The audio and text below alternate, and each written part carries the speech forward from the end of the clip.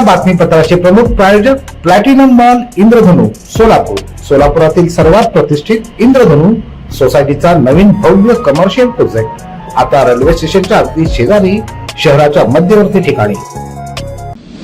माळशिरस तालुक्यातील नातेपोते परिसरातील जुन्या पालखी महामार्गावरील नीरा उजवा कालव्याच्या पुलावरून कार कॅनॉलमध्ये पडल्यानं 3 जण बुडाले। 1 जण बचावला असून एका महिलेचा शोध अद्याप सुरू आहे। या घटनेमुळे परिसरात हळहळ व्यक्त होत आहे। ही दुर्घटना शुक्रवारी पहाटेच्या सुमारास घडली। या प्रकरणी सुशांत हनुमंत जठार वय 26 राहणार दहिसर जिल्हा ठाणे यांनी दिलेल्या माहितीनुसार त्यांचे वडील हनुमंत लक्ष्मण जठार वय 58 आणि आई मंजुळा हनुमंत जठार तसंच बहीण प्रीती आणि दाजी सुनील टिळेकर हे गुरुवारी रात्री दहिसर इथून नातेपुतेकडे कारने निघाले होते। सकाळी 6:30च्या सुमारास नातेपुते येथील कॅनॉलमध्ये कार पडल्याची माहिती शेजारील नागरिकांनी दिली। या अपघातात हनुमंत जठार आणि मंजुळा जठार यांचा बुडून मृत्यू झाला। कारमधील आणखीन एकाचा मृत्यू झाल्याची माहिती समोर येत असून प्रीती हिचा शोध अद्याप सुरू आहे। या अपघातातून सुनील टिळेकर हे एकटेच बचावले।